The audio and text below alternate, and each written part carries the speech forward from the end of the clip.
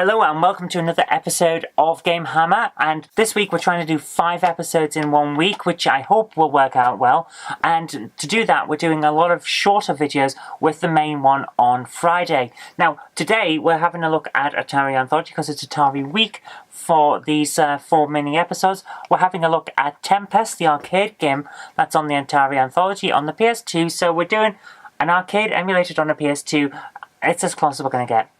We're doing Tempest. It looks pretty good. Let's see how it works out.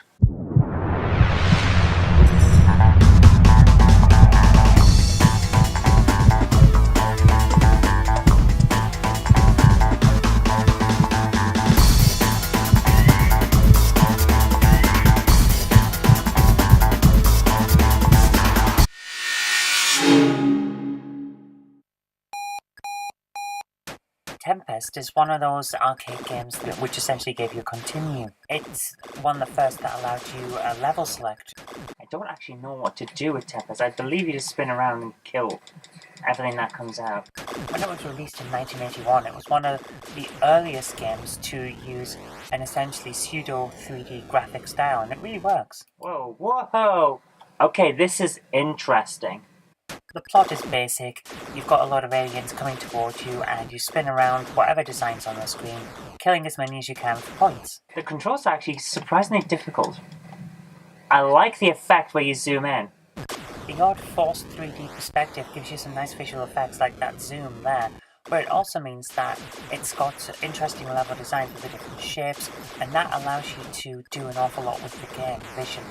This is one of those games where I think you're going to need an awful lot of practice to really get good at it, but you can pick it up fairly quick. This is actually my first time ever playing Tempest. I've had Atari Anthology for quite a while now, but this is my first time playing this particular game on the Anthology, and I am impressed. I heard a lot about Tempest over the years, especially Tempest 2000 on Jaguar, and never actually had a look at it. It's one of those arcade games I never saw as a kid. It just wasn't around in my area, but when you see it now, it's clear why people rave about it so much. The varied designs of the enemies, the varied designs of the levels, the colour scheme, it's really, really good. It pulls you into the game. A little bit like the Star Wars Force 3D vector graphic thing, but this has its own style and it really, really works. Avoid spikes. Oh, right, okay, so don't make your way toward the spikes.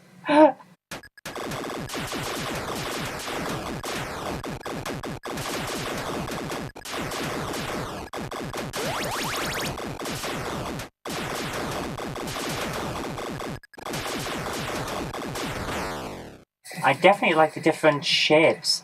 It adds a bit of variety to what could become a very linear game otherwise. I don't know what the bright lights are about.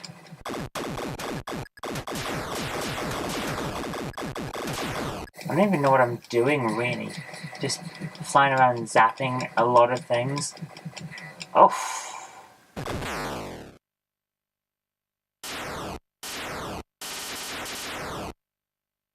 Did I just... Yeah, I just died. Well, that's a really good arcade game. I'm really impressed. Okay, guys, I really enjoyed that. That is a really good game. It's fun, it's fluid, it keeps changing things up with different things to do, different enemies, different shapes to try and move around. It is a very, very interesting game. I love it. It is actually the first time I played it. I didn't even know it was on the Atari Anthology. It's one of those things, you've got like 80 odd games on here or something like that.